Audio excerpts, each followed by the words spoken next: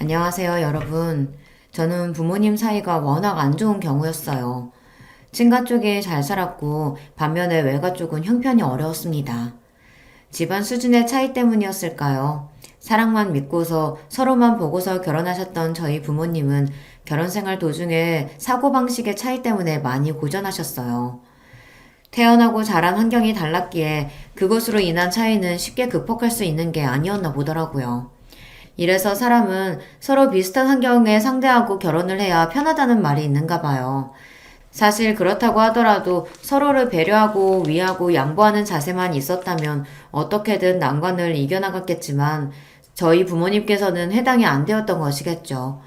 부모님은 양가의 반대를 뒤로하고 결혼하셨던 분들이에요. 그래서 양가 어른들이 저희 부모님을 바라보는 눈초리가 내내 곱지 못하였죠. 지지를 계속 얻지 못했습니다. 아버지가 1남 3녀 중에 유일한 아들이신 분이거든요. 그리고 친가는 워낙 아들을 우선시하는 가풍이 있었고요. 내가 일찍부터 우리 아들 좋은 집 아가씨라든지 그게 아니면 많이 배워서 고상하고 지적인 인물하고 결혼시키려고 했었어. 에이, 근데 어디에도 해당되지 않는 그런 며느리를 맞을 줄 상상도 못했네. 친어머니께서는 저희 엄마를 당연하다면 당연하게 처음부터 무척이나 마음에 안 들어 하셨습니다. 집안이 좋은 것도 아니고 돈이 있는 것도 아니고 가방끈이 길거나 하면 모르겠는데 그것도 아니면서 특별히 잘난 구석도 없었거든요. 친어머니의 눈에 비친 저희 엄마의 모습은 그야말로 빵점짜리 며느리였다고 합니다. 그래서 기함을 하셨으나 결국에는 자식 이기는 부모 없다는 말처럼 결혼을 강력하게 고집하시는 아버지의 뜻을 꺾지 못하셨던 거예요. 외가는 또 외가 나름대로 엄마가 집안 수준 차이 나는 사람하고 결혼하겠다고 그러니 난리였고요. 그 집안에서 널 반기지도 않는데 너는 왜 구태여 그런 가시밭길을 걸으려고 해? 사람은 뭐든 자기 분수에 맞게 살아야 되는 거야. 그래야 마음 편안하고 행복한 거야, 이거사. 너 잘 생각하고 결정해야 돼. 외할아버지께서는 안 봐도 앞날이 뻔하다고 여기시며 엄마에게 이 결혼을 하지 말라고 몇 번이나 말씀을 건네셨다고 해요. 그러나 당시 엄마의 귀에는 아무것도 들리지 않았던 것입니다. 뭐에 홀린 것처럼 그저 머릿속에는 아버지와 꼭 결혼을 해야 한다는 생각밖에는 없었다고 하네요.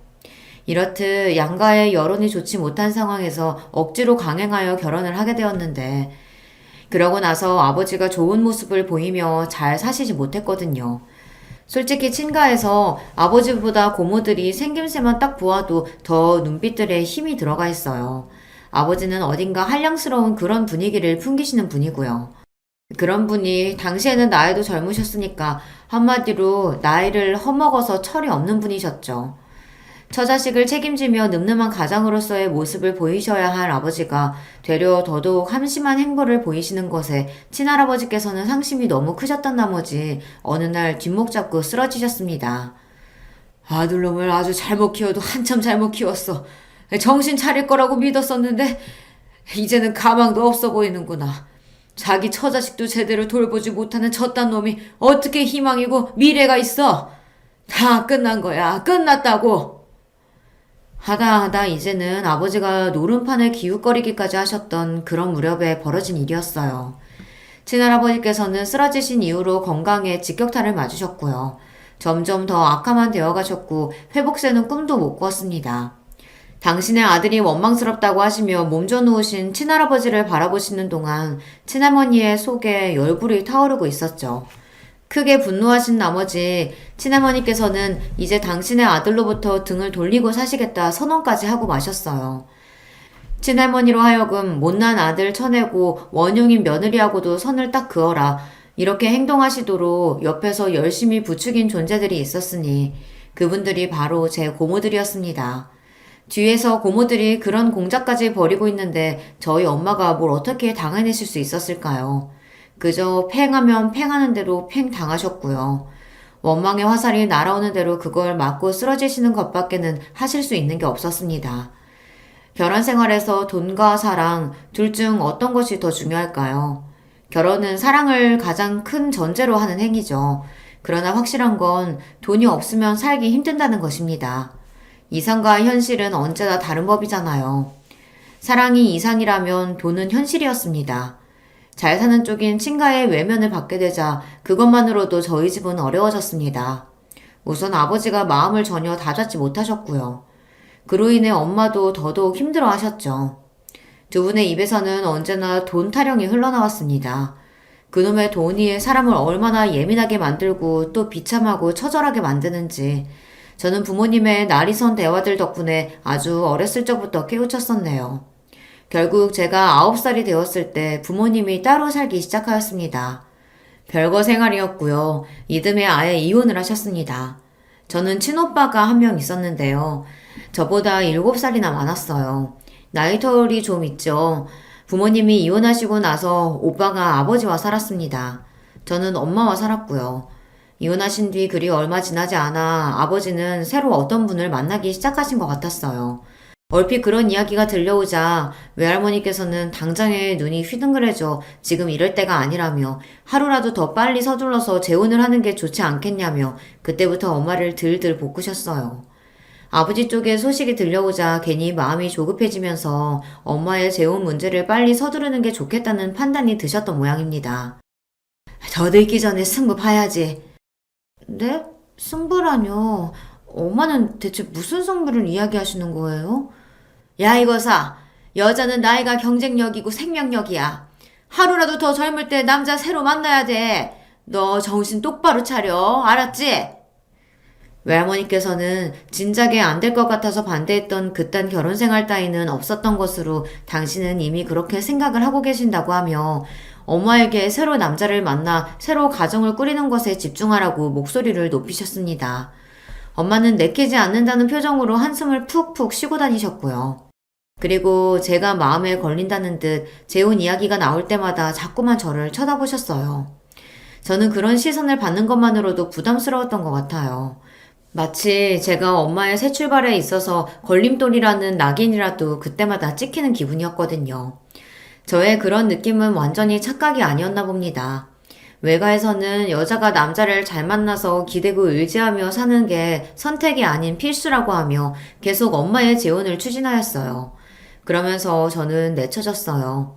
엄마가 재혼을 하셔야 하는데 저의 존재가 걸리적거린다면서 외할머니께서 유독 저를 싫어하셨거든요. 변변하지 않은 외가의 형편에 저를 도맡아 키우기도 부담스럽다고 하셨고요. 그 결과 저는 친가로 보내셔서 친할머니와 함께 지내게 되었습니다. 어쩌다 보니 그렇게 되더라고요. 친할아버지께서는 돌아가신 뒤였고요. 저는 중학교 입학 직전부터 친할머니와 살게 되었습니다. 당연히 그걸 제가 원해서 그렇게 된 건 아니었고 순전히 어른들의 사정으로 그리고 어른들의 결정으로 그렇게 되었으며 저는 거부할 엄두도 못 낸 채 그냥 따랐을 뿐이었습니다. 오빠는 대학생이라 바빴고 자기만의 생활을 독립적으로 이미 하고 있었어요. 아버지는 대관절 어디에서 뭘 하고 지내시는지 그때부터 제가 알 일이 없었고요. 엄마는 등 떠밀려 재혼을 하신 상태였죠. 이게 다 무슨 상황일까 싶었고 저희 집처럼 이렇게 개판으로 돌아가는 집이 또 있을까 궁금했습니다. 저는 매일같이 눈칫밥을 먹으며 지내야만 했는데요. 하필 사춘기 나이였기 때문에 저는 더욱 예민하고 고심해졌던 것 같아요. 이래나 저래나 결국 친할머니께서 저를 허락해주시고 받아주신 것이었기 때문에 제가 같이 살 수 있었으므로 고모들은 이 부분을 무척이나 못마땅하게 여겼습니다. 저 때문에 고모들이 친할머니와 감정적으로 자주 싸우고 다투는 모습을 보게 되어 마음이 불편한 따름이었네요. 엄마도 정말 이러시는 거 아니에요. 너무하잖아요. 이러다가 결국에는 돌아가실 때 아들한테만 재산 다 물려주겠다고 하실 건 아니죠? 고모들은 단단히 화가 나 있었습니다. 지금까지 효도는 딸들이 다 해왔고 부모 속 한 번 크게 안 썩이고 사고 한 번 안 치며 조용히 잘 살아왔건만 온통 자기 멋대로인 아들이 옛날에 대우와 편애를 받았던 것으로도 모자라서 그 아들이 싸질러 놓은 똥을 집에 끌어안고 수습하는 꼬라지가 너무나도 보기 싫다는 이야기였습니다. 고모들이 표현하는 똥이라는 것은 바로 저를 지칭하는 것이었고요. 아버지가 싸질러 놓은 똥으로 비유되는 존재가 저라는 것에 사춘기 나이에 얼마나 충격을 받았고 상처를 받았는지 몰라요. 하지만 고모들은 친할머니의 딸들이었고 미운 오리새끼인 제가 넘볼 수 있는 위치가 아니었습니다.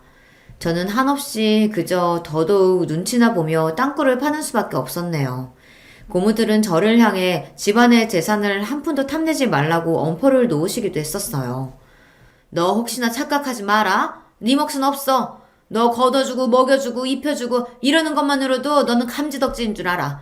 감사한 줄 알고 매사에 겸손하란 말이야. 알았어? 항상 주제 파악 잘하고. 고모들은 제가 거슬려서 미치겠다는 당신들의 심정을 숨길 신용조차 안 하셨고 눈빛과 말투로 전부 드러내셨습니다.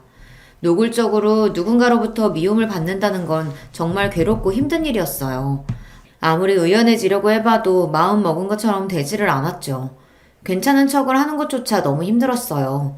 차라리 고모들이 아예 친할머니와 심각하게 싸우고 사이가 틀어져서 서로 안 보고 살게 되면 좋겠다고 그런 기도를 속으로 할 정도였죠. 하지만 야속하게도 그런 일은 일어나지 않았고요. 고모들은 꾸준히 친할머니께 안부를 전해왔으며 종종 찾아오시는 경우도 있었습니다. 저는 집에 고모들이 와 있을 때면 한 공간에 있는 것도 불편해서 일부러 계속 밖에 있었어요. 정처 없이 길을 떠돌다가 한참 만에 집에 돌아갈 때도 있었고요. 어머나, 너 이제 오니? 뭐 하다가 이제 와? 이런 늦은 시간에. 아, 고모 계셨어요? 그게 오늘 학원이 좀 늦게 끝나서요. 고모들이 이미 가신 줄 알았다가 집에서 맞닥뜨리면 심장이 바닥까지 내려앉는 기분이었습니다. 우물쭈물 억지로 핑계를 대고 나면 오만 잔소리가 날아들었댔죠. 학원비가 얼마냐, 학원은 어디 동네로 다니냐, 너 성적 얼마나 나오냐, 목표 대학은 어디냐, 지금 용돈은 얼마 받냐, 이런 질문들은 제 숨통을 조여왔습니다. 고모들은 망설임 없이 저를 애물단지라고 칭하였어요. 얘가 보니까 서울대 갈 머리도 아니라서 공부 쪽으로 기대하긴 글렀어. 돈만 잡아먹는 괴물이지. 완전 민폐덩어리가 따로 없어. 제가 남의 집에도 아니고 당신들의 친조카인데 어떻게 말을 그렇게 무정하게 하실 수 있냐고 그렇게 따져먹고 싶은 것이 본심이었으나 매번 꾹 참았습니다. 저는 얹혀 사는 입장이었고 민폐만 끼치는 존재였는데 성질머리까지 더러우면 큰일 날 것 같아서요. 쫓겨나기라도 하면 그때는 정말 막막해지는 것이었습니다. 저를 받아주신 친할머니를 실명시켜드리는 것도 무서웠고요. 그래서 착하고 조용하기라도 해야겠다는 일념하에 그렇게 굴었어요.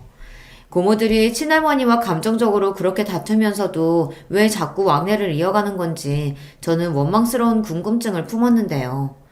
그 이후로 머릿속에 자연스레 돈이라는 글자가 떠오르더군요. 더 구체적으로는 친가 집안의 재산 말입니다. 그 재산 때문에 고모들이 그러시는 것 같았어요. 그런데 저는 친할머니께서 돈을 잘 쓰시는 걸 본 적이 없었습니다.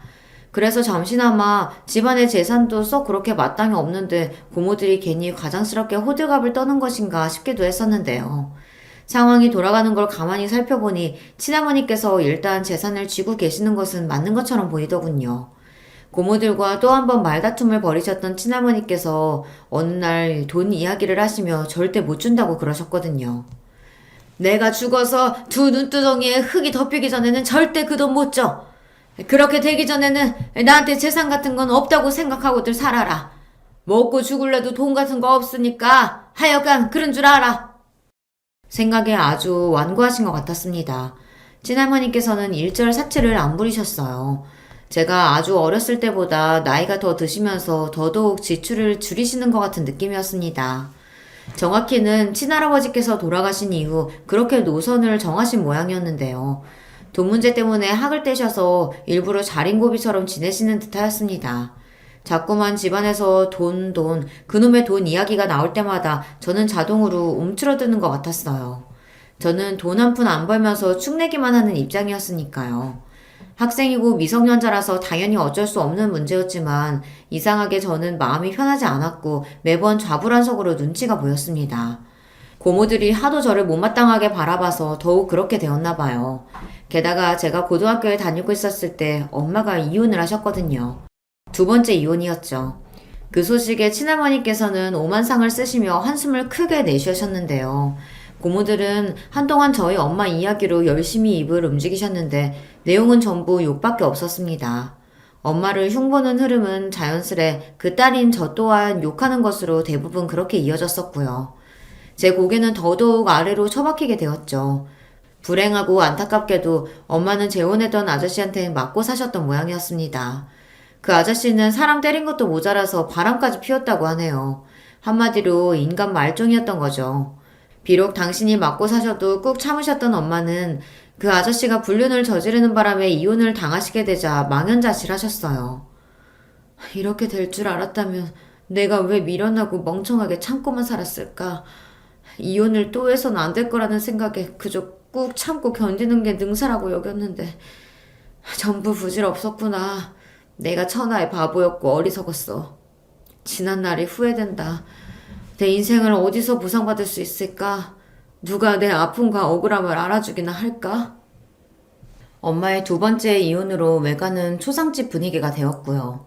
엄마는 너무 힘들어하시며 이모에게 하소연을 늘어놓으셨다고 합니다. 그러나 이모는 엄마의 괴로움을 감당하기 벅차다고 하시며 처음에는 들어주고 맞춰주는 척 하시다가 이내 슬그머니 발을 빼고 마셨어요. 한동안 이모는 연락두절 상태로 지내셨어요. 엄마의 문제로 골치 아픈 상황을 같이 겪기는 싫다는 뜻이었습니다. 외할머니께서는 화병에 걸려 알아 누우셨고요. 저는 그때 제가 할 수 있는 거라고는 숨죽여 가만히 있는 것과 공부뿐이었습니다. 그나마 학교에서 하루 종일 시간을 보내는 고등학생이라 다행이라는 생각을 몇 번이나 했었네요. 집에서 친할머니를 마주치는 그 짧은 시간도 당시에 저에게는 부담이었던 것 같아요. 무슨 소리를 들을지 겁이 났습니다. 혹시나 고모들을 마주칠까봐 주말에도 눈을 뜨는 대로 후다닥 준비를 마치고 독서실이나 도서관으로 향했었죠. 그렇게 고등학교 생활이 끝날 때까지 집에서는 거의 잠깐 잠만 자면서 그렇게 지냈던 것 같습니다. 그랬던 제가 재수 생활은 꿈도 꿀 수 없었죠. 대학은 무조건 한 번에 가야 했었는데요. 그럭저럭 괜찮은 대학교에 합격할 수 있었습니다. 할머니께서는 저에게 수고 많았다고 하시며 흔쾌히 등록금을 내주셨었죠. 그리고 고모들은 이제 성인이 되었으니 저보고 집을 나가서 살라고 입을 모으셨어요. 설마 계속 빌 붙어서 지낼 건 아니지? 생활비는 받아서 쓴다고 해도 사는 것만이라도 나가서 살면 안 되겠니? 네 오빠는 대학생 되자마자 그렇게 지냈잖아. 너도 그렇게 해야지. 지금 생각해보면 서럽게 짝이 없는 고모들의 그런 언행을 제가 일방적으로 참기만 해야 했다는 것이 어처구니가 없네요. 하지만 당시에는 그저 입을 꾹 다무는 수밖에 없었어요. 저도 나가서 살 수만 있다면 그것이 최선이라고 여기고 있었기에 당장 자취생활을 시작했습니다. 할머니께서는 나이도 어린 여자애가 혼자서 어떻게 살겠냐며 걱정하셨지만 당시에 저는 그게 어느 정도 가식일 거라고 여겼던 것 같아요. 그저 빈말로 그렇게 말씀을 건네신 것 뿐이라고 여겼던 것이었죠. 얼떨결에 떠맡다가 꽤 오래 감당하고 있어야 했던 짐, 그게 바로 친할머니에게 저라는 존재였을 텐데 제가 눈치껏 사라져 드리는 게 좋을 것 같더라고요. 양심적으로 구는 게 맞을 것 같았어요. 그래서 자취 생활을 바로 시작했었고 전공이 같은 한 살 위 언니하고 학교 인터넷 게시판을 통해서 알게 되어 같이 룸메이트 생활을 하며 돈을 아낄 수 있었습니다. 금전적인 지원은 처음 자취 생활을 시작했던 그때만 받았던 듯 싶네요. 그 이후로는 알아서 생활비를 벌어서 지냈어요. 닥치는 대로 아르바이트를 했고요. 그런 생활에만 몰두하면 성적 관리가 안 되니 남은 시간에는 학교 열람실에 처박혀서 지냈습니다. 게다가 열심히 대학 생활을 하고 있던 저에게 엄마가 연락을 해오셨어요. 우리 딸 잘 지내지? 왜 이렇게 보고 싶은지 모르겠다. 생각만 해도 그냥 막 눈물이 날 것 같아. 저를 생각하시는 것만으로도 눈물이 난다고 하시며 제가 너무 보고 싶다고 그러셨습니다. 다른 사람도 아니고 저희 엄마인데 그렇게까지 말씀을 하시니까 솔직히 한편으로는 어이가 없다가도 무시가 안 되는 거예요. 너무 피곤한 일상 가운데서도 엄마를 만났었죠. 그런데 엄마의 상태가 좋지 못한 게 제 눈에 딱 보여 가슴이 아팠어요. 엄마는 잘 웃으시며 이야기를 하시다가도 갑자기 힘이 쭉 빠진 모습으로 스스로를 비하하는 욕을 중얼거리셨고요. 만약에 당신이 갑자기 이 세상을 떠나게 되더라도 제가 너무 많이 놀라거나 슬퍼하지 않았으면 좋겠다는 소리를 거듭하셨습니다. 그 모습을 보니까 제가 불안해지더라고요. 엄마의 정신 상태가 온전하지 못하다는 게 너무 잘 느껴졌어요. 그래서 고민하다가 외할머니께 직접 연락을 드렸어요. 그랬더니 외할머니께서 딱 이런 말씀을 하시더라고요. 힘든 걸로 따지면 내가 제일 힘든데, 내가 제일 속상하고 내가 제일 괴롭고 내가 제일 죽을 맛인데 너는 이런 할미한테 웬 소리를 하는 거니? 그런 말씀을 하시니까 제가 말문이 자동으로 막혔습니다. 그렇다고 하시는데 거기다 대고 제가 뭐라고 말씀을 드리겠나요?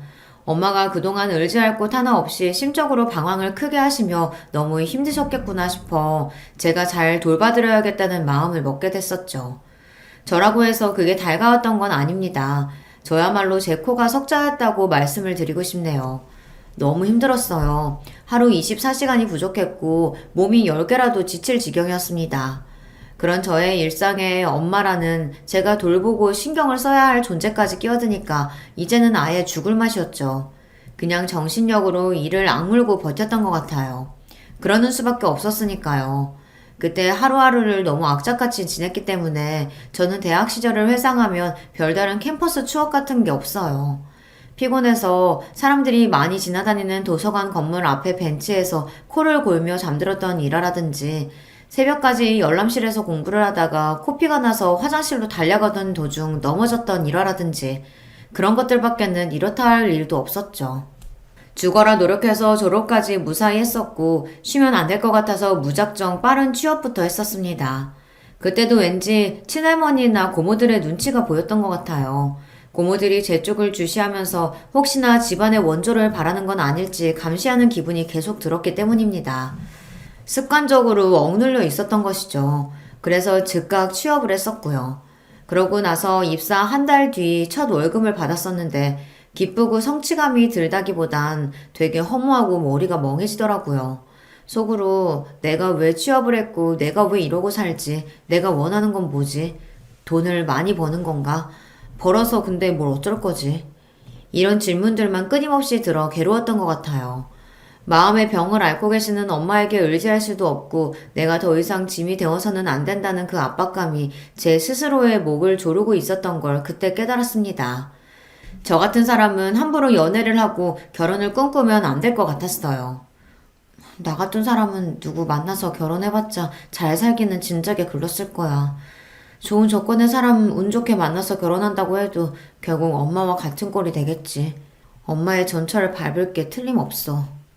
많이 지쳐버렸던 저는 꽤나 비관적인 자세를 가지고 있었습니다. 부모님의 이혼 이후 거의 소식을 주고받지 않으며 지냈던 친오빠였는데요. 그런데 신기하게 오빠도 결국 저와 비슷했던 모양이더라고요. 외국으로 아예 떠난다는 연락을 받게 되었어요. 살면서 겪어온 이런저런 상황에 질리다 못해 아예 이 나라를 떠버리고 싶다는 생각을 진작부터 해왔다고 하더라고요. 비록 친밀한 남매 사이는 아니었으나 같은 환경을 공유했다는 것만으로도 동질감이 느껴져서 그제서야 비로소 오빠가 가깝게 느껴졌던 순간이었네요. 연락을 주고받자며 약속을 했었고 각종 연락처를 그때 교환했었고요. 오빠가 혼자서 몰래 여러 가지 준비를 해왔다가 외국으로 호련히 떠나버리자 아버지도 그것에는 충격을 받으신 모양이었습니다. 이놈의 망할 집구석 때문에 내가 내 아들하고 정상적으로 지내지도 못했어. 그런데 희한하게 화살을 집안에게 돌리시더군요. 집안이 이상해서 오빠가 떠난 거라고 하였습니다. 아버지는 그동안 사실혼 관계에 있는 아주머니와 지내오신 바였어요. 그러면서 오빠는 뒷전이었습니다. 그러셨던 주제에 아들에게서 아버지 대접은 받고 싶었던 모양이더라고요. 그게 깨지니까 괜히 분해서 애먼 곳에 화살을 돌리셨던 것이었죠. 그리고 고모들은 폭발하였습니다. 본인이 똑바로 안 해놓고 여태까지 한 번이라도 똑바로 살아본 적이 있었어? 자기 아들 자기가 등한시 해놓고서 왜 애먼 사람들을 잡아? 그러면서 그때 고모들이랑 아버지가 대판 싸웠습니다. 그동안은 똥이 더러워서 피하지 무서워서 피하는 것은 아니라는 식으로 고모들은 아버지를 무시했었고 아버지 또한 고모들을 모른 척 했었거든요. 그런데 이때 제대로 맞붙은 것이었죠. 당연히 쪽수가 많은 쪽이 우세할 것처럼 보였으나 아버지에게는 우군이 있었습니다. 바로 친할머니 말입니다. 자식 문제로 골머리 앓고 있는 사람한테 너희는 그러고 싶니? 너희들은 어쩜 그렇게 매사에 냉혈하니야? 평생 그 모양이구나. 고모들에게 일침을 놓으셨습니다. 그러자 고모들이 굉장히 기가 막혀 하시며 절대로 아버지 같은 한심한 인물이 집안의 재산을 밖에 두진 않을 테니 두고 보자는 말씀들을 남기셨어요. 재산 이야기가 나오니까 그때 아버지가 발끈하셨고요. 그러면서 고모들과 2차전을 벌이셨고 완전히 사이가 틀어져 버렸습니다. 그런데 저는 어쨌거나 아버지의 자식이었고, 그러면서 아버지로부터 완전히 잊혀진 자식처럼 여겨지며 친할머니와 7년간 살기도 했던 그런 존재였고요. 그러니까 집안에서 제가 되게 애매한 위치였습니다. 이럴 때일수록 저는 늘 그랬듯이 조용히 숨죽이고 있는 게 능사라고 여기며 가만히 있었습니다. 아무 소리도 안 했고 아무 참견도 안 했어요. 여전히 돈 달라는 요구도 안 했고요. 제 힘으로 알아서 살았습니다. 그런데 상황이 공교롭게 돌아가더군요. 고모들의 자식들이 마치 짠 것처럼 연이어 줄줄이 사고들을 쳐댔고 각자 안 좋은 일들이 벌어졌거든요. 하나의 경우를 가져와 보자면, 아니, 밤중에 뺑소니 사고를 치고 달아나다가 경찰에게 붙잡혀서 인터넷 뉴스에 나오기도 했었습니다. 정말 별별 일들이 놀라울 정도로 계속 터졌고 고모들은 다들 난리가 났죠. 그러면서 당연히 전부 날이 섰고 예민해진 가운데 돈 이야기가 또 나왔어요. 친할머니와 그 과정에서 고모들이 크게 싸우기도 했습니다. 이제는 그냥 친할머니께서 돌아가실 때만 기다렸다가 그때 돈을 받겠다며 그런 소리들을 고모들이 공공연히 하시기도 하였는데요. 아버지는 정식으로 재혼을 하시겠다고 했다가 혼인신고를 앞두고서 바람을 피우시는 바람에 상대의 아주머니한테 고소를 당하니 마느니 하면서 상황이 복잡하고 시끄러워졌고요. 한마디로 바람잘 날 없는 집안이었습니다. 외국에 훌쩍 떠나버린 오빠가 부러워질 수밖에 없었네요. 저는 그냥 하루하루를 지겹고 힘들어도 억지로 버티면서 살았어요. 일을 다니면서 엄마를 신경 쓰는 일상이었고요. 엄마는 차차 상태가 좋아져서 제법 보람도 있었습니다. 그러던 어느 날 이모가 귀농을 하시겠다고 그랬어요.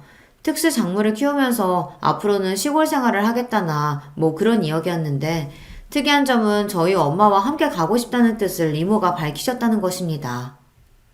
전에는 내가 신경을 많이 못 써줘서 그게 미안했고 내내 마음에 걸렸어.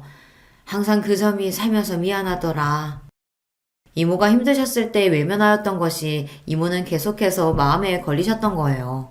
그래서 물 좋고 공기 좋으며 평화로운 시골 생활을 같이 하며 안정되게 사는 것이 어떻겠냐는 제안을 엄마에게 이모가 진지하게 주셨던 것입니다. 이모가 진실된 마음으로 그렇게 물어보시는 것을 아시고서 엄마도 고민을 많이 하셨고요. 그러다가 결국 지금까지와는 다르게 살아보자는 결심으로 용기를 내시고 엄마는 귀농길에 같이 가시는 것으로 정하였습니다. 엄마가 시골에 가게 되셨을 때 저는 안도의 한숨이 나왔어요. 동시에 후련하기도 했어요. 기분이 이상하기도 했던 것 같아요. 말로는 표현이 안 되는 허무함이라고 해야 할까요? 그런 기분이었습니다. 가슴 한구석이 뻥 뚫린 것만 같아서 참 이상했네요. 그런 저를 눈치채셨던 것인지 시골로 간 지 며칠 지났을 때 엄마가 저와 통화를 하시며 물어보시더군요. 혹시 아직 결혼을 할 마음이 없냐고 말입니다. 곁에 누군가 의지되는 사람이 있고 마음을 나눌 상대가 있어야 좋을 것 같다면서 제가 결혼을 하면 참 좋겠다고 하셨어요. 당신은 저로 인해 회복이 많이 되어 좋아졌지만 반대로 저는 당신으로 인해 더 힘들게 희생하며 지난 몇 년을 보낸 것 같아 마음이 편하지 않다고 하셨어요. 그렇게 엄마는 우는 목소리를 내시기도 하였습니다. 저는 습관적으로 결혼 생각이 없다고 말씀을 드렸다가 엄마가 저에게 그게 진짜 네 본심이냐고 물어보셨을 때 갑자기 목구멍에 뭐가 걸린 느낌이 들었어요. 당연히 결혼 생활에 자신이 없어서 엄두조차 안 난다고 그렇게 딱 대답을 드리려고 했는데 그 순간 말이 입 밖으로 안 나갔습니다. 우물쭈물 망설이게 되더라고요. 사실은 제 마음속 깊은 곳에 사랑하는 사람을 만나 가정을 이루고 싶다는 그런 바람이 숨겨져 있었나 보더라고요. 제가 그걸 일부러 애써 외면하며 살아왔던 것일 뿐이죠. 이런 스스로를 마주한 다음부터는 저도 용기를 내보기로 했던 것 같아요.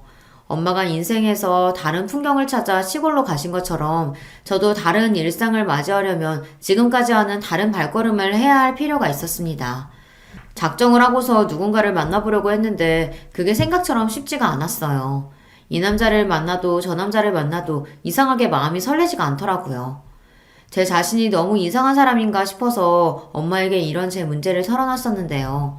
엄마는 놀랍게도 무조건 저를 지지해 주셨어요. 아니야, 급할수록 돌아가라고 하잖아. 굳이 성급하게 끌리지도 않는 남자 보며 애쓸 필요 없다. 그래도 엄마는 제가 이왕이면 하루라도 빨리 결혼하길 바라시는 거 아니에요? 못난 이 엄마 팔자 네가 닮을까봐 그게 걱정일 뿐 결혼은 얼른 했으면 좋겠지. 그치만 진짜로 사랑해서 결혼하더라도 너 죽고 나 죽고 하는 게 결혼 생활이야. 그럴 판국에 진짜 사랑도 아닌 것 같은 그런 남자하고 결혼하려고 애쓸 필요가 그게 없다는 거지. 그건 시작부터 불행으로 덮어놓고 가자는 얘기거든. 엄마가 진지한 목소리로 해주신 말씀에 제가 안심이 됐었네요. 그리고 어느새 엄마에게 상담을 하고 도움을 받는 제 자신을 발견할 수 있어 그 점이 놀랍고도 좋았습니다.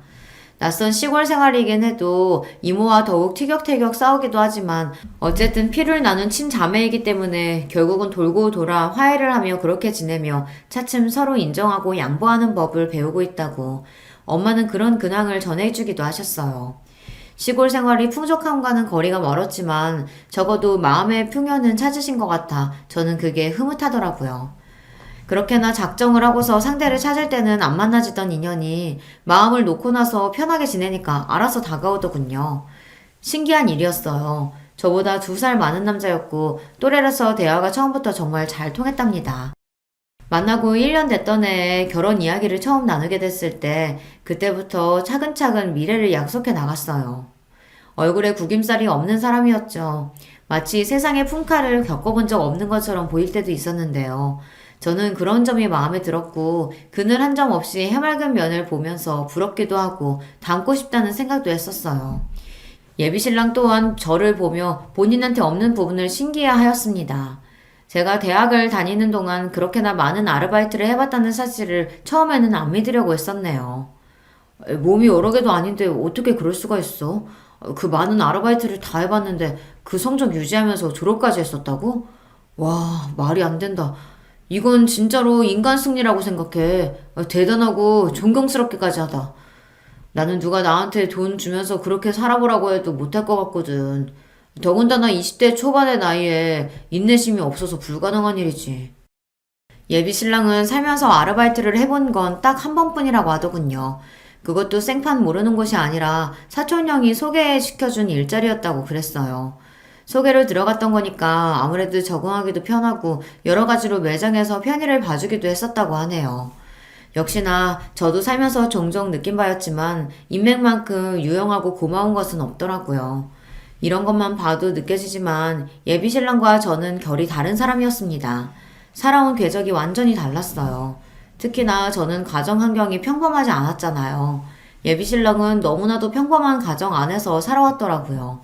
이런 차이가 있었죠. 그래서 저는 상반된 환경에서 살아온 저희 부모님이 끝내 결혼 생활을 잘 해내지 못하셨던 점이 생각나서 예비신랑과 제가 결혼해서 잘 살 수 있을지 걱정이 되기도 했었답니다. 결혼하고 싶은 마음이 있는 것과는 별개로 존재하는 걱정이었어요. 하지만 뭐든 직접 부딪혀봐야 아는 것이라는 믿음으로 예비신랑과 결혼하겠다는 마음을 돌리지 않았고요. 양가에 결혼하겠다는 뜻을 전하게 되었습니다. 엄마는 너무 잘됐다며 기쁘다고 해주셨고 아버지에게는 말씀을 드리려고 했다가 끝내 망설였고 더 나중에 알려드리는 쪽으로 정했습니다. 오빠한테도 연락해서 결혼할 것 같다고 말했고요. 그리고 친할머니께도 말씀을 드렸어요. 그러자 저를 무척 대견해 하셨습니다. 잘해준 것도 하나 없는데 너는 네가 알아서 뭐든 잘해내었지. 그래서 기특하기도 하고 한편으로는 안쓰럽기도 하고 미안하기도 하구나. 그리고 저에게 미안하다고 그러셨습니다. 저는 그런 소리를 듣게 될 줄은 상상도 못한 바였기에 깜짝 놀랐어요. 친할머니께서는 거칠애로 그런 말씀을 하신 게 아니라 진심이셨어요. 저와 따로 만나서 대화를 하고 싶다고 하셨고요. 찾아가 뵈었더니 저를 위해서 직접 밥상을 차려놓으셨더군요. 몸둘 바를 모르겠는 그런 기분이 들어 머쓱하게 밥상 앞에 앉았는데요. 수저를 들자마자 갑자기 머릿속에 스친 기억들이 있었죠. 집에 안 붙어 있으려고 용을 썼던 고등학교 시절 말입니다. 그때 새벽같이 일어나 보면 식탁에는 항상 저를 위해 차려진 뚜껑 덮인 그릇 2개가 있었습니다. 하나는 죽에 가까운 끓인 밥이었고 하나는 오이지였어요. 제가 오이지라면 환장하는 입맛이었거든요. 저는 이른 아침마다 그걸 먹고서 학교에 갔었고 자정이 거의 다 되어서 깜깜한 밤에 집에 돌아오면 그때는 또 식탁에 계란찜이 담긴 작은 냄비라든지 미역국이라든지 그런 게 있어서 저는 그걸 허겁지겁 먹고 나서 씻고 잠드는 일상이었죠. 그때는 그냥 그걸 당연하게 생각했었습니다. 하지만 지나고 보니까 할머니께서 저를 위해 아침 7시에 먹을 수 있는 밥상과 밤 12시에 먹을 수 있는 먹거리를 항상 미리 준비를 해두셨던 것이라는 그 사실이 저에게 조금 색다른 깨달음으로 다가왔습니다. 그때 생각이 나서 조금 울컥한 심정으로 친할머니께서 손수 차려주신 밥상을 맛있게 먹었네요. 그러면서 친할머니로부터 이런저런 이야기를 들을 수 있었어요. 고모들도 그 자식들도 또한 제 아버지도 전부 가면 갈수록 친할머니의 심경만 복잡하고 힘들게 만드는 존재들로 자리를 잡은 모양이었습니다. 그간 제가 모르고 있었던 자잘한 일들도 많았더라고요. 고모들끼리 심하게 싸워서 이제는 서로 연락도 안 하는 눈치라고 하였고요. 아버지는 정신 못 차리시고 새 여자를 만나셨으며 허황된 사업 이야기를 꺼내시는 바람에 친할머니께서 학을 떼셨다는 후문이었습니다. 너 하나 잘 건졌다는 생각이 요새 들어 내가 자꾸만 들더구나.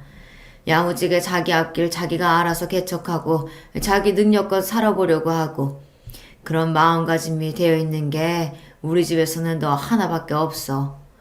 아유, 내가 이 사실을 진작에 알았어야 했는데 그랬으면 덜 골치 아프게 살았으려나 싶다.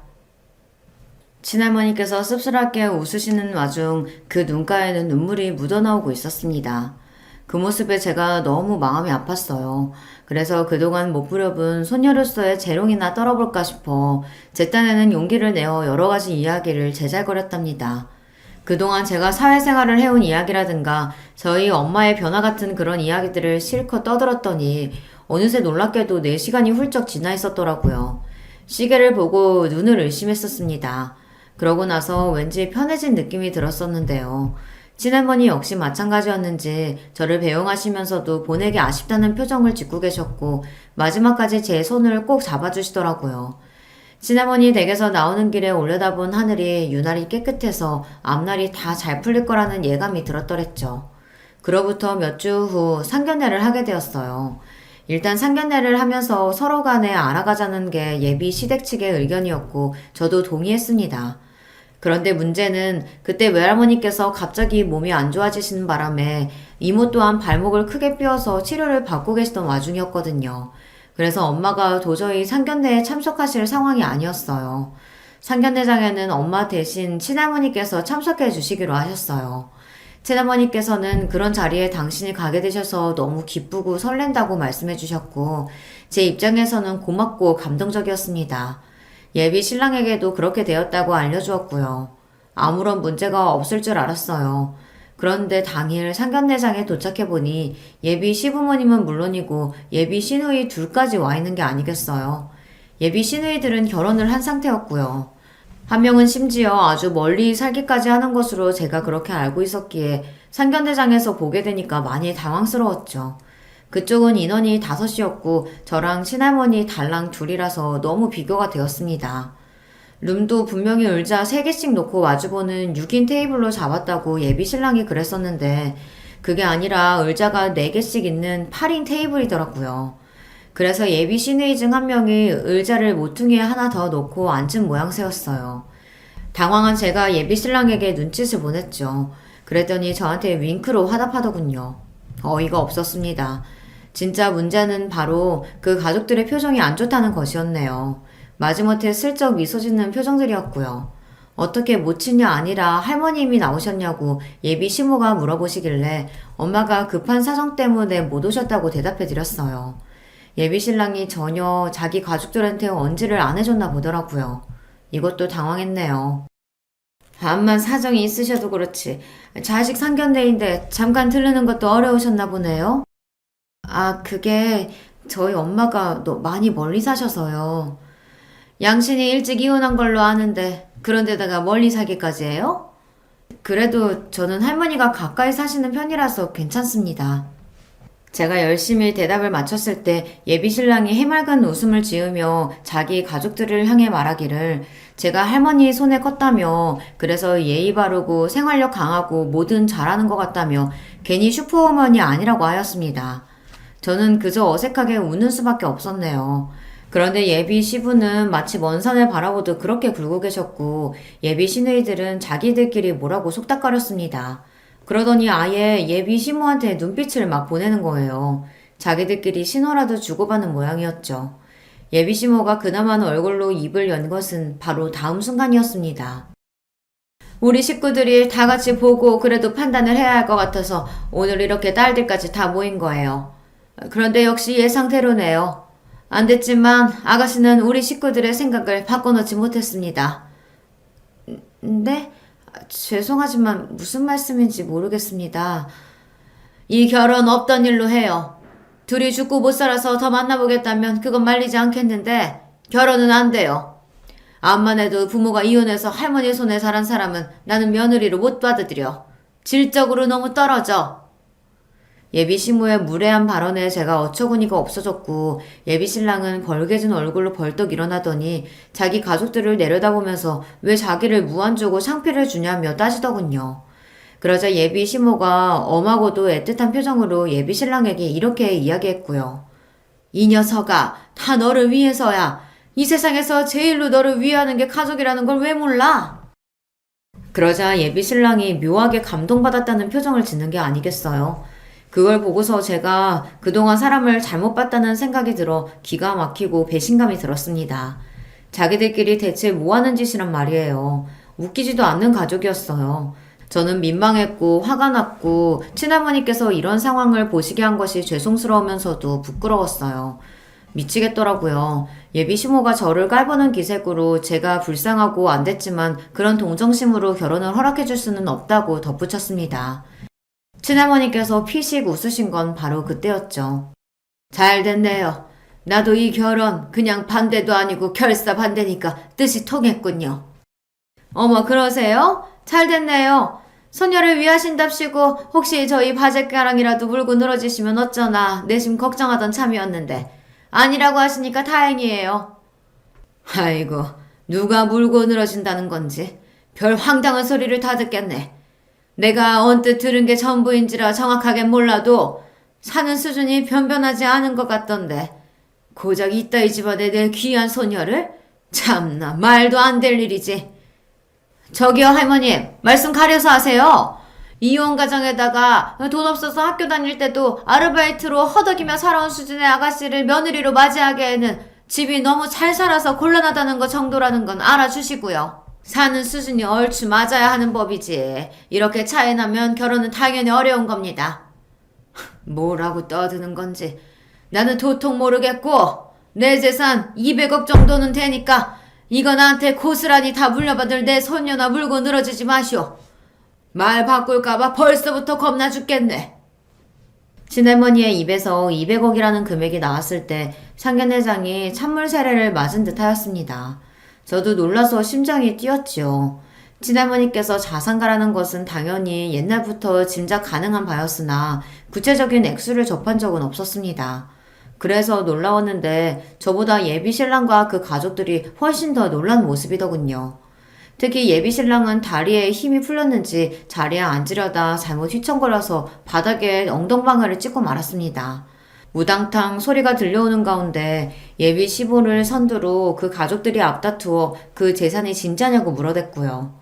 친할머니께서는 짜증스러운 눈빛을 천천히 쏘아주신 뒤 자리에서 일어나셨고 저는 반사적으로 함께 일어나 부축을 해드렸습니다. 이만 가자. 수준 낮아서 겸상 못하겠다. 돈도 없는 것들 주제에 무식하고 무례하기까지 완전히 저질이구만. 네 할머니 얼른 가요. 제가 사람을 잘못 봐서 큰 실수를 했네요. 아니다. 살면서 누구나 실수는 저지를 수 있는 거야. 그래도 네가 저 인간들한테 우리 집안 잘 산다고 돈 많다고 그런 얘기는 안 해둬서 다행이구나.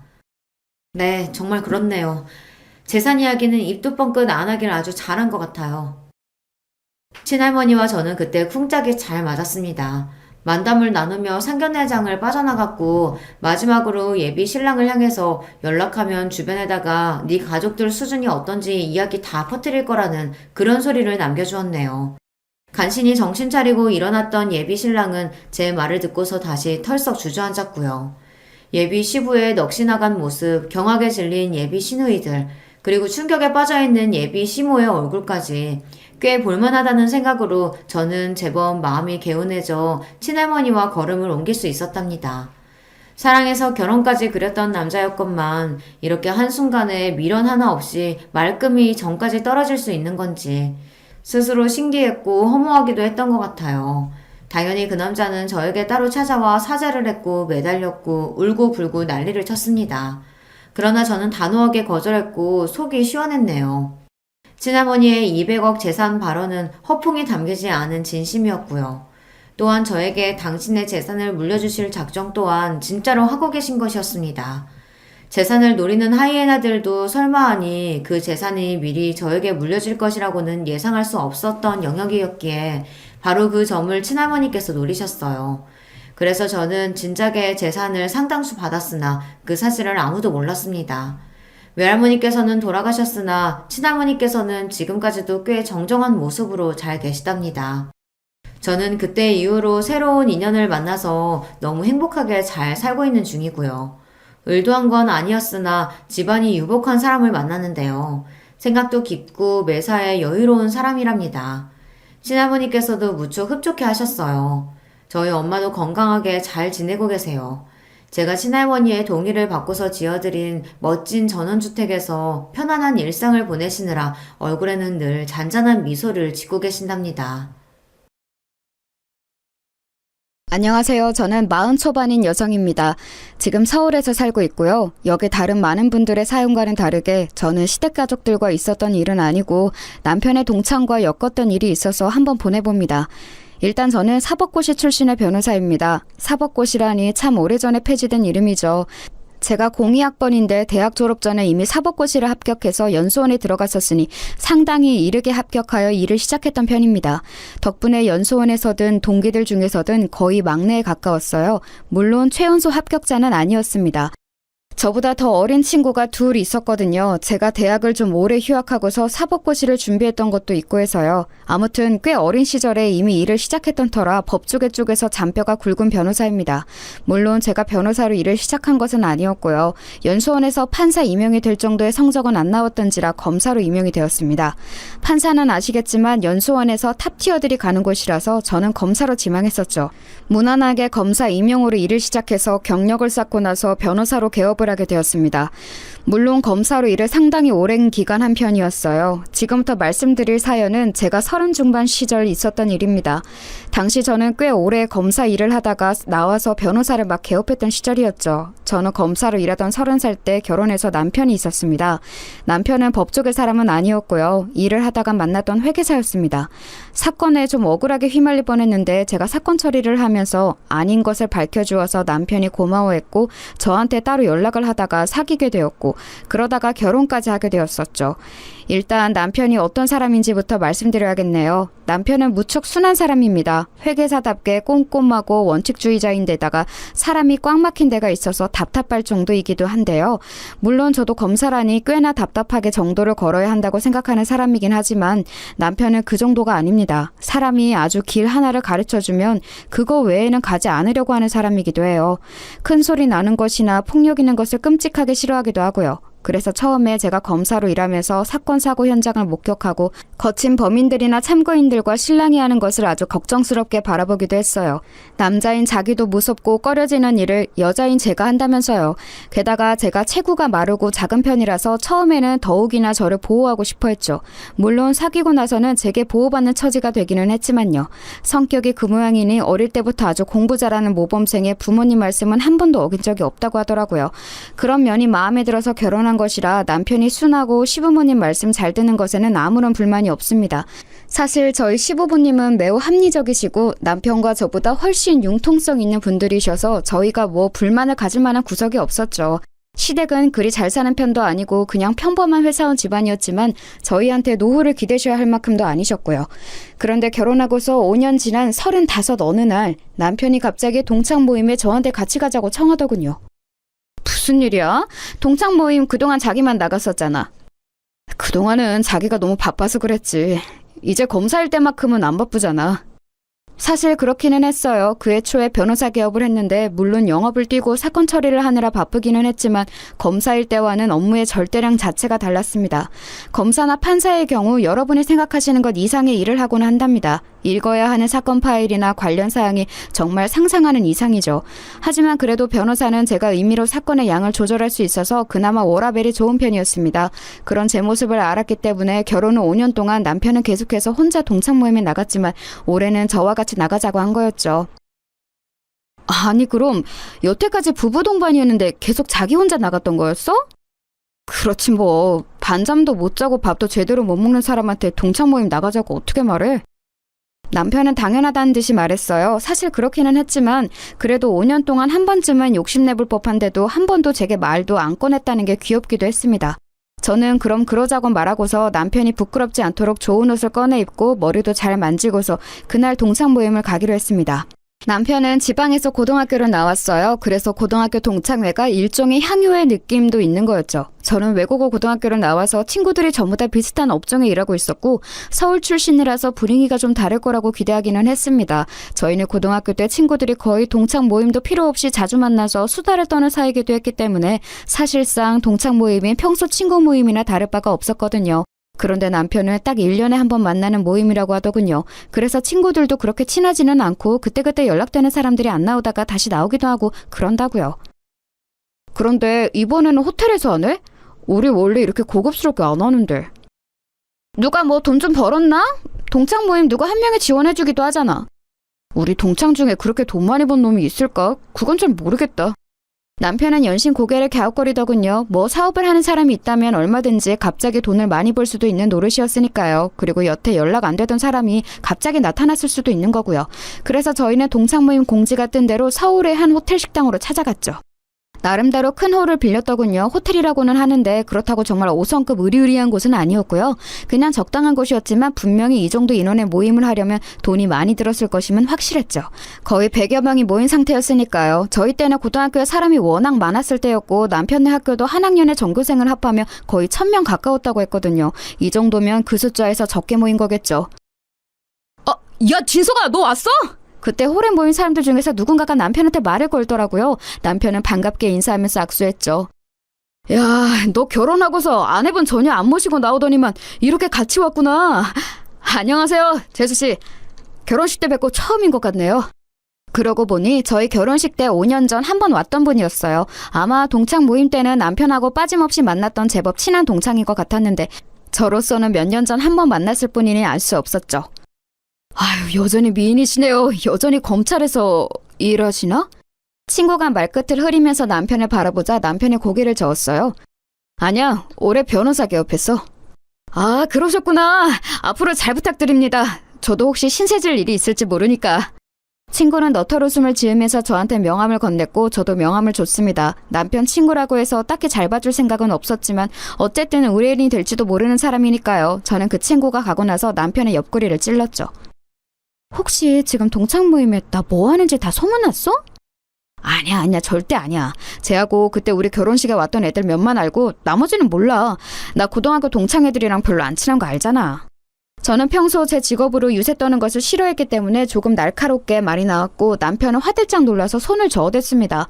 뭐 모임에서 몇몇이 알고 있으면 많이들 알기는 하겠죠. 하지만 이 동창 모임은 꽤 서로 대면대면한 사이들인 것 같았기 때문에 저는 그냥 고개를 끄덕이고 알았다고 했어요. 그러고서 마주치는 남편의 동창들마다 인사를 하는데 참 귀찮고 피곤하더군요. 물론 저도 일 때문에 행사에 가서 아는 이들과 인사를 해야 하는 경우는 무척 많았지만 남편의 동반자로 같이 가서 인사를 하는 경우는 처음이었거든요. 나서기를 싫어하는 편이라서 그냥 얌전하게 뒤에만 서서 미소 짓고 인사만 하려니 무슨 고개 까딱거리는 인형이 된 것 같기도 하고요.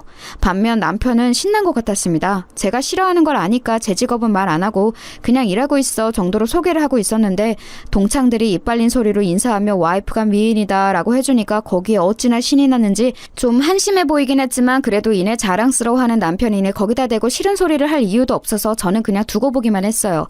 저도 좀 까다로운 편이라서 평소에 마음에 안 드는 게 있으면 바로 그 자리에서 말하는 편인데 이 정도면 많이 봐준 거였죠. 어느 정도 인사를 나누고 나니까 진행자가 앞에서 마이크를 들더라고요. 자, 동창 여러분, 오늘 이렇게 호텔에 와서 럭셔리한 모임을 할 수 있었던 이유 궁금하지 않으십니까? 모여선 동창들이 웅성웅성 하더군요. 오늘 고등학교 졸업 후 처음으로 연락이 닿아서 나와준 친구가 있습니다. 이정인 기억하는 친구들 있죠? 이 친구가 저희 동창 모임에 재정적으로 지원해줘서 이렇게 좋은 곳에서 모임을 갖게 되었습니다. 자, 박수! 진행자는 한쪽을 가리키면서 손짓했고 거기에는 어떤 재수없게 생긴 남자 하나가 재수없는 미소를 지으면서 서 있더군요. 동창들은 군중심리인지 와 하면서 박수를 치며 환호했고 그 이정인이라는 동창은 흐뭇하게 웃으면서 화답했어요. 뭐 이따위 호텔 모임 좀 지원해줬다고 무슨 그룹 회장처럼 구나 싶어서 좀 우습기는 했죠. 어찌나 기름기가 더럭더럭 끼었던지 살을 비트며 산유국처럼 기름이 샘솟을 것 같은 인상이더군요. 그런데 제가 검사 생활을 오래 하면서 몇 가지 발달한 게 있었죠. 관상보기와 촉, 관찰력, 그리고 기억력. 저는 그 네 가지가 전부 자극되는 게 느껴져서 그 남자 얼굴을 자세히 살펴봤어요. 어디선가 많이 본 저 재수없는 상판. 그런데 제가 기억하는 그놈 얼굴은 저렇게까지 당당하고 느긋한 얼굴은 아니었죠. 형사들한테 처맞고서 여기저기 얼룩덜룩 멍들어 있고 재판장에 서서 주눅 들었던 모습이었는데 라고까지 생각한 순간 기억이 확실하게 났습니다. 저는 하고 저도 모르게 입을 가렸죠. 남편은 제가 어딘가 아픈 줄 알고 어리둥절한 얼굴로 저를 돌아봤어요. 왜? 어디 안 좋아? 아니야. 아무것도 아니야. 저는 눈살을 찌푸렸어요. 남편이 알아서 좋은 일도 없었고 괜히 이 동창 모임에 평지풍파를 일으킬 이유도 없었으니까요. 제가 맡았던 사건도 아니었던 터라 뭐 직접적으로 저놈이 저를 기억할 일도 없었으니 사실 저만 입을 다물면 아무런 상관없이 지나갈 수 있는 일이었지요. 사실 아예 저 이정인이라는 인간은 아예 저를 알 수가 없었어요. 저도 옆 동료가 사건 맡아서 처리하는 걸 보면서 구경하다가 알게 된 거라서요. 그래서 그냥 좋은 게 좋은 거라고 멀찍이서 보고만 있었죠. 남편도 이상하게 그 이정원이라는 인간한테서는 멀찍이 떨어지려는 게 느껴지더라고요. 원래 남편하고 친한 동창들은 몇 명 없기도 했는데 게다가 그 동창들은 아예 이정원과 다른 부류인 것 같았어요. 친한 사람들끼리 몰려서 같은 테이블로 가서 식사를 시작했죠. 저쪽에서는 그 인간이 다른 동창들하고 시끄럽게 인사를 나누고 있더라고요. 저는 남편한테 슬쩍 물었어요. 저 사람 말이야. 응? 누구? 저 이정인이라는 사람 동창 모임에 처음 나온 거야? 되게 시끄럽게 친구들하고 인사하네. 누가 보면 무슨 이상가족이라도 만난 줄 알겠어. 맞아. 처음 나왔어. 그동안 연락이 아예 안 됐더라고. 동창 회장이 계속 어지간한 애들은 다 전화 돌리고 그랬는데 전혀 뭐가 없었대. 그리고 사실 동창 회장이 쟤한테는 열심히 연락을 안 한 것 같기는 했지만. 남편이 말꼬리를 흐려서 저는 얼른 그 말꼬리를 잡아챘습니다. 왜 열심히 연락 안 했대? 그게 제가 좀 고등학교 때 행실이 안 좋았거든. 일진 같은 거였나? 뭐 그거 비슷한. 박건산이 또 이런다. 제가 사건 경위라도 알아내려는 것처럼 막 코치코치 캐물으니 남편이 웃으면서 고개를 절레절레 흔들더라고요. 조금 머쓱한 기분이 되기는 했죠. 그런데 그래도 남편의 얼굴이 어딘가 아까부터 별로 안 좋아 보여서 계속 물어봐야 했어요. 자기하고도 무슨 일이 있었던 거야? 별로 기분 안 좋아 보여. 아니 뭐 별건 아니고. 남편은 망설이면서 말을 돌렸고 곁에 있던 친구들도 뭔가 이상한 걸 알아챘는지 저한테 웃으면서 다른 화제로 이야기를 했습니다. 동창생들이 모여있는 곳에서 굳이 옛날 험한 이야기를 꺼내는 건 그리 좋지 않을 것 같아서 저도 일단 그 화제에 응해주기는 했었죠. 그런데 사실 고등학교 때 저런 인간이 친구로 있었다면 솔직히 뻔하긴 하잖아요. 머릿속에서는 이미 여러 가지 상상이 돌고 있었죠. 저런 인간은 대부분 저희 남편처럼 얌전한 친구한테 빵 셔틀이나 가방 셔틀이나 이런 거 시켰을 거고 저희 남편만 그랬던 건 아닐 거고요. 남편이 특별히 트라우마가 있어 보이지는 않고 그냥 기분만 조금 저조해 보일 뿐 친구들도 분위기가 그렇게까지 나쁘지는 않아서 저는 그냥 그 정도였나 보다 생각했어요. 그때 그 이정원이라는 인간하고 이야기를 나누던 남편 친구 한 명이 저희 쪽으로 왔죠. 야, 쟤 요새 사업 좀 크게 하나 본데? 사업? 무슨 사업을 그렇게 한대? 무슨 중견기업 회장님하고 같이 밥도 먹고 하는데 그 회장님이 자기를 너무 좋게 봐서 지금 인맥 쌓아가고 있는 중이라고 막 그러더라고. 와, 그래? 그리고 무슨 국회의원도 자기 굉장히 높게 평가한다고. 아유, 저 새끼 고등학교 때도 그랬지만 입은 잘 털더라.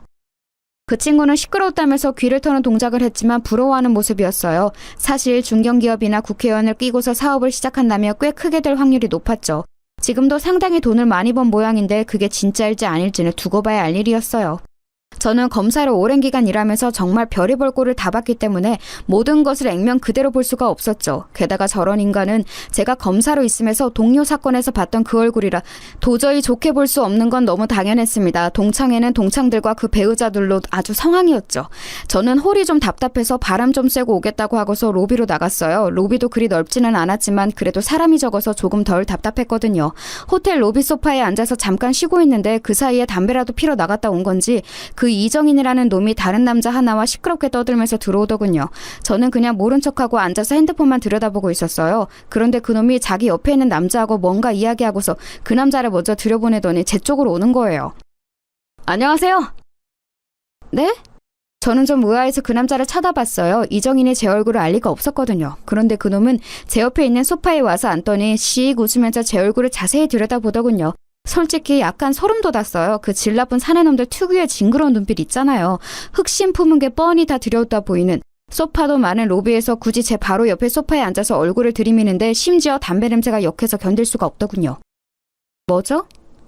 차가우시네. 미인이라 말 좀 걸어볼까 했더니 순간 저는 정말 이게 미친놈인가 했어요. 슬금슬금 제 손까지 잡으려고 들더군요. 그래서 손을 빼내고서 빤히 그놈을 노려봤더니 머쓱한 채 희죽희죽 웃기만 하더라고요. 아니, 이 로비에 가득한 남자들은 대부분 같은 고등학교 동창생이 당연하고 여자들은 대부분이 그 남자들과 같이 온 배우자나 파트너들인데 그런 여자한테 대놓고 성추행이라도 할 것처럼 덤비다니 너무 징그럽잖아요. 지금 뭐 하시는 거죠? 남자친구하고 왔어요? 아님 혼자? 저기 동창 모임에 내 남편이 있어요. 아, 그래요? 나하고 그냥 좀 잠깐 커피나 한잔 마실래요? 내가 별거 아닌 것 같아 보일지 몰라도 돈은 좀 있는 놈인데. 뻐기는 얼굴 꼬라지가 우습게 짝이 없더군요. 검사로 일하면서 사건 관련으로 돈 많다고 쟤는 놈을 얼마나 많이 봤는데 그까지 지금 사업 좀 한다고 어깨에 힘주는 게 얼마나 우스워 보였겠어요. 그리고 그놈이 무슨 짓으로 돈을 벌었는지 잘 아는데요. 빤히 보다가 픽 웃으면서 고개를 돌렸더니 나름 자존심이 상했는지 얼굴이 일그러져서 물러나더군요. 그 다음에는 별말 안 하고 곧장 일어나서 다시 홀로 들어가는 꼬라지를 보자니 정말 근성도 없고 있는 건 그저 더러운 짓 할 줄 아는 더러운 성격밖에 없구나 싶었습니다.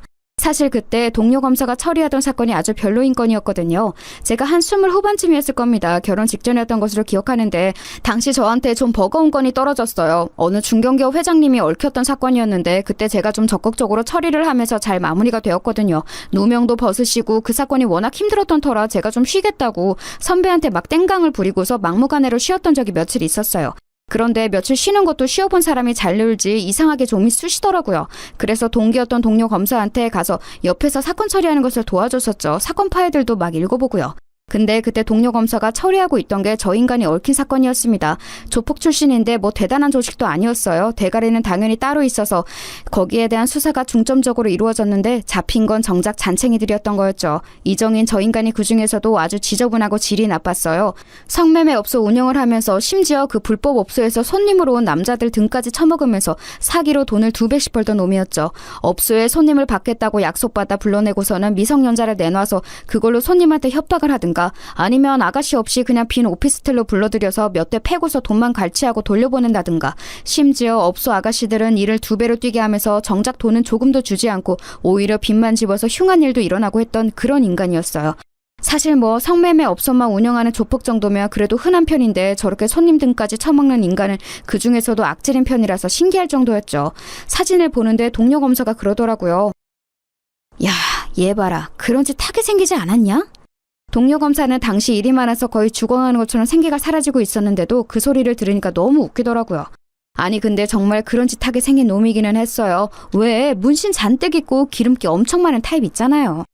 쟤는 진짜 잔잔바리로 지저분한 짓은 혼자 다 했더라. 일순월이 시장에서 하면서 돈 못 갚은 사람들 괴롭히고 다니는 잔챙이 짓도 지가 하고 무슨 노래방 도우미들 수급하는 짓도 지가 하고 도우미들하고 놀던 남자들 사진 찍어서 협박도 하고 하여간 상상할 수 있는 모든 등신 같은 짓을 지가 혼자 다 하고 다녔어.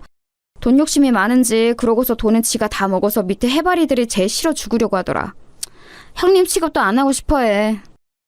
동기 검사가 하는 말마다 웃기더라고요. 아니 조직 폭력배로 살아온 인생들이 얼마나 하급인지 누구보다 잘 아는 게 저희 검사들일 거예요. 그런데 거기에서도 제일 하바리에 심지어 부하들까지도 사람 취급 안 하는 놈이라니 알만하잖아요. 저는 사진을 보면서 다시 한번 감탄했죠. 아 그래 진짜 그러게 생겼다. 동료 감사가 낄낄대다가 힘없이 대답했어요. 이 새끼 분명히 빵 살다 나와도 또 이상한 짓 할 거야. 뭐 징역도 몇 년 안 받겠지. 하여간 이런 새끼들 진심 너무 짜증나. 신분 세탁하고서 잘 먹고 잘 살려고 얼마나 노력하겠냐? 신분 세탁 걸리기만 해봐. 아주 조사 버릴 테니까.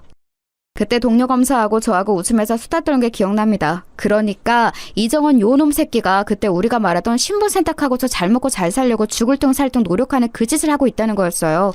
솔직히 배알이 뒤틀리더라고요. 사업은 신뢰가 중요한데 분명히 그 중견기업 회장이나 국회의원이 누구더라도 저놈이 저질 조직폭력배 출신이라는 걸 알면 엄마 뜨거라 하고 천리만께 도망갈 게 뻔한데 말이죠.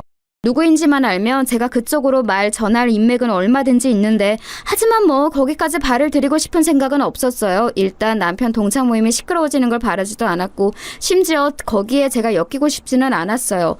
이정원 그놈이 잡히거나 망하더라도 다른 일로 그래야 했죠. 저는 화장실에 들러서 대충 메이크업을 손질하고 머리도 다시 만진 이후에 홀로 들어갔어요. 이리저리 홀을 둘러보는데 남편은 여전히 함께 있던 친구들과 있더군요. 인원이 늘어나서 서너시던 일행이 67쯤이 된 것 같았어요. 저는 약간 미소를 띄운 채로 남편의 곁으로 다가가서 그 곁에 앉았죠. 소파에 푹신하게 앉는 그 순간 저는 건너편에 있는 기름기 흐르는 얼굴을 보고서 깜짝 놀랐어요. 이정인이 그 자리에 있는 거였죠. 이정인도 좀 놀란 눈치로 저하고 남편을 번갈아 봤어요. 뭐야 김진석, 너 이렇게 예쁜 와이프가 있었어? 인사해 자기야. 그 동창인 이정원이고 이쪽은 내 와이프. 저는 로비에서의 일이 없었던 것처럼 활짝 웃으면서 반갑게 인사를 했어요. 이정희는 징그럽게 웃으면서 악수를 위해 제 손을 잡고서는 한참이나 꼼지락대다가 시간이 흐르고서야 손을 떼더군요. 어찌나 징그럽던지. 거기다가 악수함답시고 제 손을 잡고 손바닥을 손가락으로 긁더라고요. 그게 성추행이라는 걸 제가 모르겠어요? 참 더럽게 산 인간답다 싶더군요. 친하지도 않은 동창, 그것도 몇십 년 만에 만난 동창의 아내를 초면에 남편 앞에서 성희롱을 하다뇨. 평소 제 성격 같으면 진짜 단숨에 뒤집어 엎었을 텐데 그래도 이곳은 남편 모임 자리니까 일단 한번 참았습니다. 벌써 두 번째 참는 거라 세 번째에는 진짜 안 참고 너 가만 안 놔둔다 하고 속으로 벼르고 있기는 했었지만요. 이정희는 자리에 앉아서 거들먹거리면서 계속해서 자기 사업 이야기를 풀고 있는 중이더군요. 저는 남편 곁에 앉아서 가만히 그 이야기를 듣기만 했어요. 이정희는 자기가 얼마나 대단한 기업가들과 식사를 하고 다니는지, 어떤 재력가들이나 어떤 정치인들과 인맥을 쌓고 있는지에 대해서 자랑을 늘어놓는 게 역겹게 들리더군요. 그런데 그놈이 주로 이야기하는 중견기업 회장은 제게도 낯익은 사람이었어요. 바로 제가 예전에 사건 해결 당시 저 덕분에 누명을 벗게 되어서 요즘까지도 자주 연락하고 가끔 저와 식사도 하시는 분이었죠. 그분은 상당히 성격이 깔끔하고 단호하신 분이라 저런 놈을 곁에 두실 리가 없는데 싶어서 의아했어요. 하기사 몇십 년을 저질 깡패로 굴러먹으면서 남들 등만 처먹었었으니 오죽 사기치는데 도가 텄을까 싶기는 하더군요. 그 중견기업 회장님도 분명히 이놈을 진지하게 보시지는 않겠지만 일단 나중에 기회가 닿으면 한번 말씀을 드려야겠다는 생각이 들었어요. 저놈이 만난다는 국회의원도 가만 들어보니 그 회장님 인맥으로 만나게 된 사람인 것 같았고요. 너 잘 걸렸다 싶어서 저는 그 자리에서는 그냥 입 다물고 얌전히 있었어요. 아니, 얌전히 있으려고 했다는 게 정확하겠네요. 별다른 일이 없었다면 그 자리는 그대로 파했겠지만 곧 이정인이 저한테 몸을 돌리고서는 고개를 쭉 빼더군요. 재수씨, 그거 알아요? 야, 진석아, 너 그거 이야기했어? 뭘 이야기해? 우리 와이프 내 친구들 잘 몰라. 아, 그럼 이야기 안 했겠구나? 너 쪽팔려서 말 못하긴 했겠다. 그놈은 남편을 한껏 비우는 듯한 얼굴로 말했어요. 남편은 순간 화가 울컥 치미는 얼굴이었지만 원체 순한 사람이었기 때문에 한 번 꾹 참는 얼굴이었죠. 저도 남편이 여기서 나가서는 건 바라지 않았어요. 대체 무슨 소리를 할지 궁금하기도 했고요. 재수씨, 진석이 이 새끼 제 꼬봉이었어요. 고등학교 때 어찌나 말을 잘 듣던지. 그렇게 말하면서 천박하게 이를 데 없이 낄낄거리고 웃더군요. 솔직히 남편의 성향이라든지 이정원 이 새끼의 존재를 알게 되면서부터 고등학교 때 당연히 그랬으리라 생각은 했어요. 그래서 놀랍지도 않았죠. 다만 제가 놀라웠던 건 그걸 와이프 앞에서 말하는 저 멍청한 머리였어요. 꼬봉이라는 게 뭔지 알아요? 아, 여자들 잘 모르지? 여자 고등학교에도 양아치 정도는 있죠? 근데 남고는 달라요. 재수씨, 센 남학생들이 샌님들 다 끌고 와서 심부름 시키는 거, 여기 이 진석이가 내 말을 참 잘 들어줬지. 그치 진성아? 그만해라. 너 좀 많이 마신 것 같다. 실제로 그놈은 술이 꽤 취한 것 같았어요. 하지만 술은 마셨다고 해도 분명히 제정신인 건 너무도 나도 다 아는 사실이었고 저 역시도 그냥 그대로 넘어가줄 생각은 없었죠. 다른 건 몰라도 제 배우자인 남편을 조롱하고 악담한다는 사실을 그냥 두고 볼 수는 없잖아요. 그래서요. 계속해 보시죠. 제가 차가워진 것도 별로 상관하지 않는 건지 아니면 아는 척도 안 하는 건지 이정환 그놈이 계속 얼굴을 제 쪽으로 기울이고서는 짓거리더라고요. 체육 시간에 창고 끌고 가서 내가 꿀려놓고서 짖으라고 하니까 진짜 짖더라고. 재수씨, 심심하면 남편한테 한번 짖으라고 해봐요. 얼마나 잘 짖는지 알아? 정말 개 같거든. 아니 이렇게 예쁜 와이프를 학창시절 내 앞에 서지도 못하던 진서이가 데리고 있다니 좀 아쉽네. 야, 너 그만하라니까? 어때서 그래? 네 와이프 앞에서 고딩 때 너 찐따 같던 거 까발려주니까 쪽팔려서 그래? 야, 부끄러워하지 마. 너 지금도 그렇잖아. 돈 버니까 때깔은 좋아졌다만 여기 알맹이가 어디 갔겠어? 그러면서 그놈이 남편 가슴께를 손으로 툭툭 치더라고요. 그 손목을 확 잘라버리고 싶은데 남편이 얼른 그 손을 치워버렸어요. 제 표정이 험악해지는 걸 본 거였겠죠. 너 진짜 왜 이렇게 창피하게 구냐? 재수씨 들어봐요. 난 저 새끼 완전히 사람 구실도 못할 줄 알았거든. 아니 기라면 기는 새끼가 어디 가서 무슨 남자 노릇을 해. 그런데 지금 재수씨 보니까 그래도 남자 노릇은 기막히게 하는 모양이네. 이정희는 실실 웃으면서 정말 더러운 말을 이어갔어요. 사실 말버릇이 고약한 건 이상한 일은 아니었죠. 조폭따까지 출신, 거기다 성매매 업소 운영하면서 남자들 사기까지 처먹던 새끼였으니 오죽하겠어요. 거의 인생 폐기물에 가까운 놈이었으니까요. 그래도 반반한 와이프까지 얻어가지고 말이야. 너 진짜 출세했다. 내가 사업하는데 너 고용해줄까? 너 지금 회계사랬나? 야, 멀쩡한 회사 다니고 있긴 하냐? 여봐요 재수씨, 그러지 말고 내 비서로 들어올래요? 온갖 더러운 말을 쏟아내다가 이정원은 제가 안색이 좋지 않았는지 곧 손사래를 치면서 실실 웃었어요. 아니 재수씨 칭찬이에요, 칭찬. 재수씨가 얼마나 예쁘면 내가 이렇게 칭찬을 하겠어. 고마운 줄을 알아야지. 야, 너 진짜 그 말 못해? 결국 참다 못한 남편이 폭발하려고 일어나려는데 제가 손을 잡아서 못 일어나게 막았어요. 남편은 일어서려다가 주저앉은 채 저를 봤죠. 약간 멍청해진 순한 얼굴이 귀여웠지만 그게 중요한 때는 아니었어요. 저기 이정인 씨. 왜요 재수씨? 지금 보니 목소리도 예쁘네.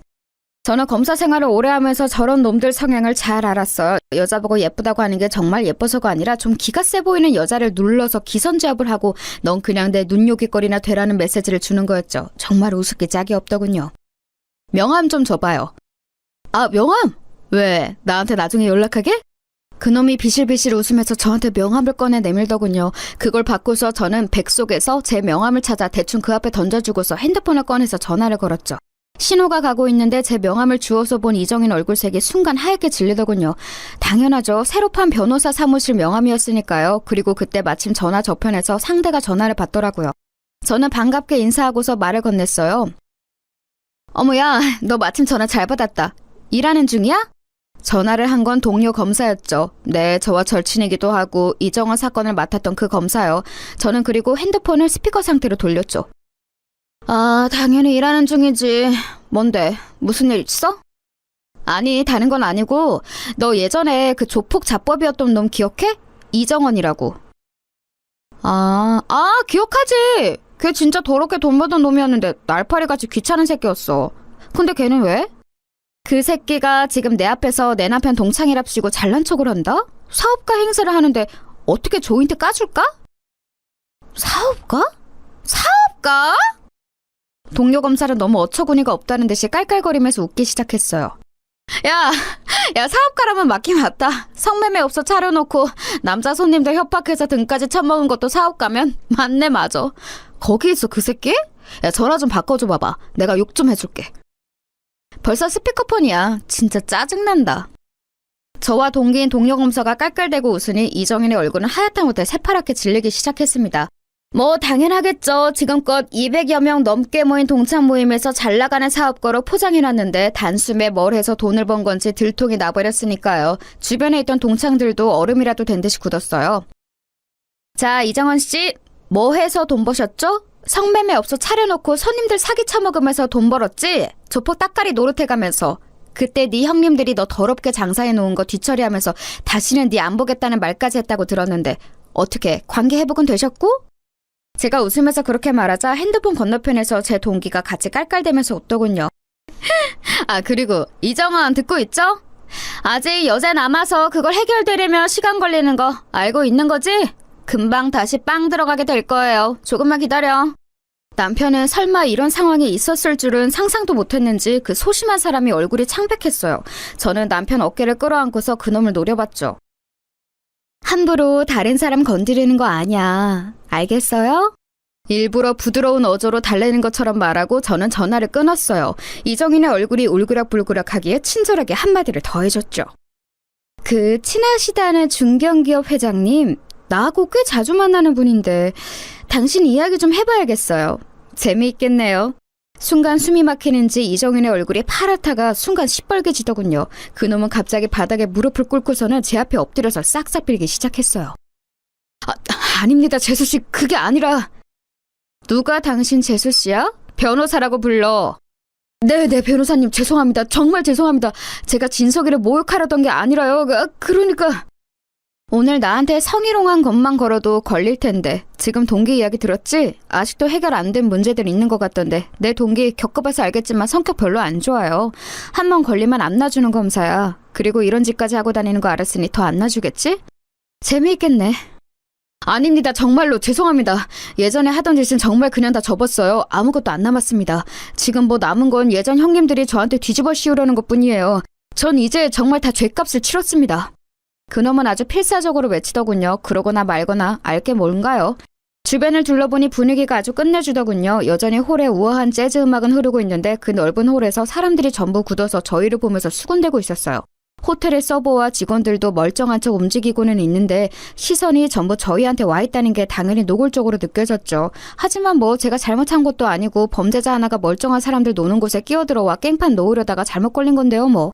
주변이 다 멈춰서서 분위기가 어수선한데 사실 뭘 먹을 기분도 아니고 괜히 남편만 민망해질 것 같아서 저는 그냥 남편을 끌고 일어섰어요.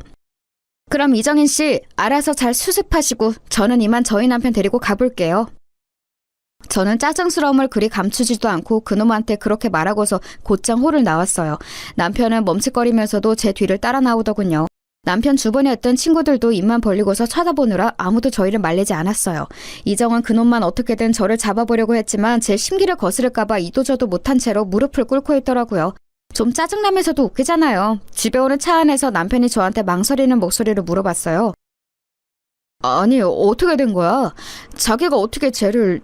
그리고 자기 동기가 어떻게... 저는 그래서 뭐 숨길 일도 아니니 대놓고 지난 사정을 남편한테 말했죠. 남편은 고개를 저으면서 막 웃더라고요. 사실 고등학교 다닐 때 남편은 그놈한테 꽤나 시달림을 당했다고 하더군요. 평범하고 소박한 집안에서 얌전한 모범생으로 컸던 남편은 고등학생이나 되어서 반 친구한테 괴롭힘을 당한다는 말을 차마 지배할 수가 없어서 그냥 고등학교 동안 그 괴롭힘을 묵묵히 견뎠다고 했어요. 담배를 피우는 놈이라서 담배빵도 당하고 담배 셔틀, 빵 셔틀 안 당한 게 없더라고요. 남편은 진짜 힘들었다고 하면서. 그런데 오늘도 자기를 괴롭히러 그놈이 또 온 줄 알았다고 했어요. 그게 맞기는 했을 거야. 저런 놈들 순하고 좋은 사람 냄새는 기막히게 맡아서 그런 사람만 집중적으로 괴롭히거든.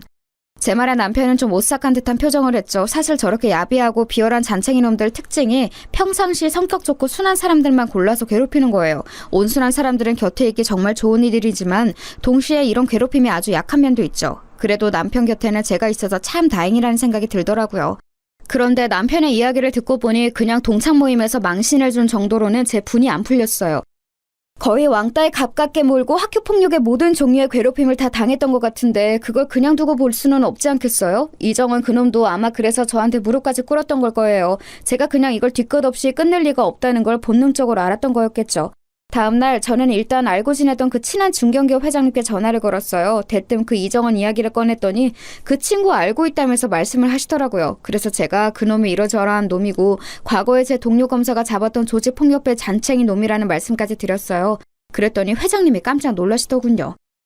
아니, 난 정말 건실한 사람인 줄 알았네. 작은 사업을 한다기에 한번 투자를 해볼까 하고 있었는데.